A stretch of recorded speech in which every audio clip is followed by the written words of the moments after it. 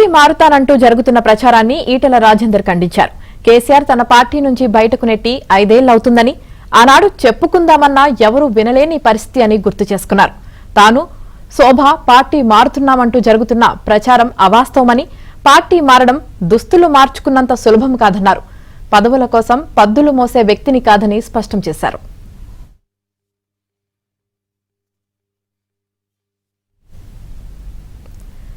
ఇక మరింత సమాచారం మా ప్రతినిధి రాజేష్ అందిస్తారు.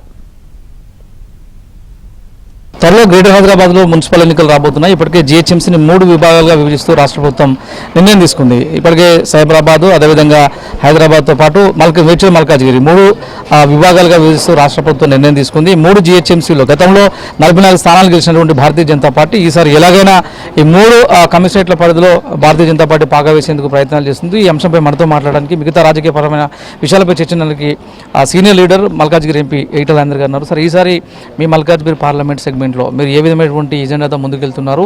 జీహెచ్ఎంసీలో ఎన్ని స్థానాలు కైవసం చేసుకునే అవకాశం కనిపిస్తుంది? మీ పార్టీ విధానం ఏంది? మీ ముందున్నటువంటి ఆప్షన్స్ ఏంటి? పాత జీహెచ్ఎంసీ 3 భాగాలుగా ఏర్పడ్డది.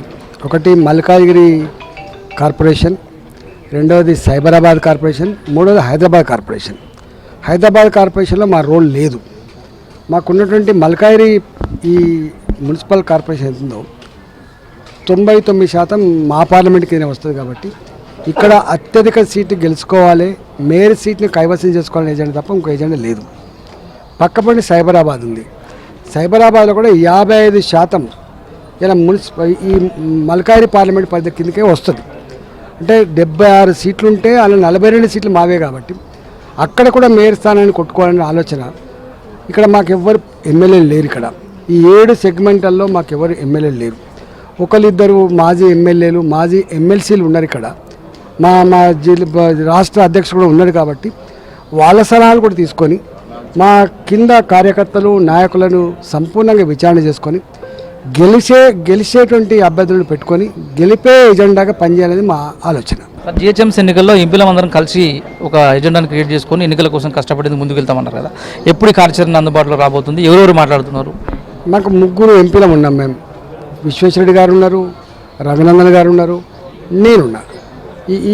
ఈ పరిధిలో, ఈ 2 పరిధిలో మేము ఉన్నాం. తప్పకుండా ఇప్పుడు మా కిషన్ రెడ్డి గారు అంటే వారు ఆల్రెడీ వారు సీనియర్ మోస్ట్ లీడర్ కాబట్టి, వారు మంత్రిగా ఉన్నారు కాబట్టి వారు చూసుకుంటారు. మా పరిధిలో మటుకు ఇక్కడ సంపూర్ణంగా ఐక్యతతో మంచి నిర్ణయంతో ఈ 2 మున్సిపాలిటీ కొట్టుకోవాలని మా ఆలోచన. ఎవరితో పొత్తు పెట్టుకునే అక్కర దుస్థితి మాకు లేదు. నెంబర్ 1. నెంబర్ 2, మేము మా రాష్ట్ర నాయకత్వం మీద ఎవరికి అసంతృప్తి కానీ అపనమ్మకం కానీ లేదు. లేఖ రాసినట్లు బయట చర్చ జరుగుతుంది. జాతీయ నాయకులు మా అవసరం కోసం, మా పనుల కోసం మేము ప్రధానమంత్రి గారిని కలుస్తాం. మాకు సమస్యలు ఉంటే చెప్పుకునే ప్రయత్నం చేస్తాం. తెలంగాణ రాష్ట్రంలో ఎట్లా పార్టీని బలోపేతం చేసుకోవాలి, ఎట్లా అధికారం రావాలని చెప్పి మోడీ గారు ఏదైనా గదే కోరుకుంటాం, మేమైనా గదే కోరుకుంటాం కదా.